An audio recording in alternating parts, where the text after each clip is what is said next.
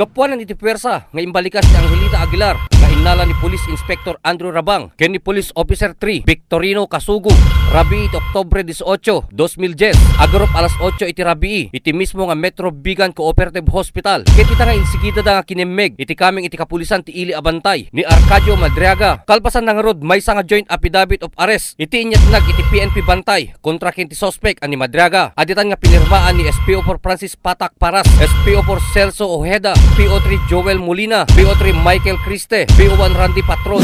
No, DJ ko at investigasyon tayo dito naramit iti nga pamaltog dito yung barangay Sagnit. Nga iti biktima iso da ginagasawa nga Macrino Aguilar ken dito yung Angelita Aguilar. Dito yung investigasyon tayo dito yung suspect na-identified nga mismo dahil may isang biktima. Na-identified ni Angelita Aguilar nga ti naganda suspect so ito yung Arcadio Madriaga. Naipilaan ti kaso dito yung suspect ti murder with frustrated murder dito yung branch 20 ito yung Bigan.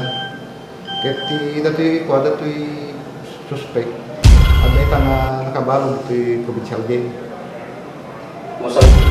Awan ka lang di ko, awan ka lang di hampir lang na sentensyan, matay ka din, padang kaya kung daw ay madama pala yung dito yung hearing, continuous pala hearing, so nga antay pa mo nyan dito yung pagbanagan natin yung kaso, kanito nga tempo, madama di lista na, napigsama natin yung ebidensya tayo, may kontra natin yung suspect. Okay, sir.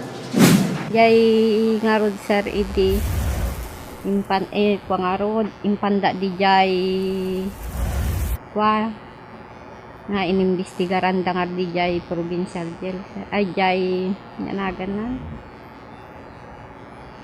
trial court so nga inyol uli kakasida nga nang iyol uli kanyak sir namin talo nga napan na nakibista takayat ko lang nga mapano nga ay so natin ang paltog kanya sir so nga inimbestigaran da di jay sir preso palawag ko nga rod nga dayjay nga kwa inimbestigaran da imbaga nga iso natin ko kanya maltog so dayto Nagturong iti pwersa iti police files iti provincial jail tapno aleen iti panig ni Madriaga yamin dawat na nga saan nga isunan nga agsao gapuanan ta adda ti palawag na mismo iti korte ni Provincial Warden Vicente Amistad iti nakapatpatang iti police files maipapan ti kasasaad ni Madriaga iti unig iti pagbaludan.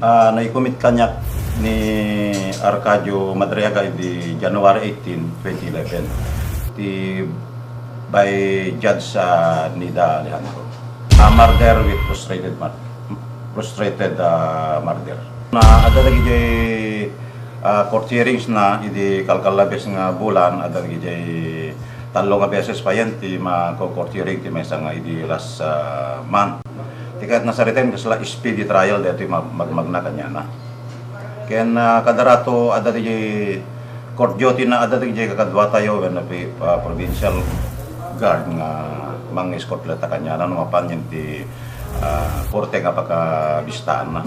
Napakamuan pa iti police files nga agkayong mismo ni Madriaga ken Aguilar iti asawa ni Madriaga ket kabsat mismo ni Aguilar. Apal iti makikita a rason gapuanan iti daga nga taltalonen ni Madriaga nga bagi tinaganak kanyana ket inteddan ken Aguilar. Dita nga inatap ni Madriaga nga sinulsolan ni Aguilar iti amana nga saan nga ited ket suspect anakay gapuan iti panangarabid na iti nakamames nga arami. Dayta nga ro tinagibusan iti programa tayon. Inton sa marunuman nga lawas para iti sabaliman nga tapiko nga kason. Siak ni Ryan Pardo. Agibat-bati tinaragsak kinakapya a Domingo tayo aming nga sangapada-pada. Ket dayto iti Police Files.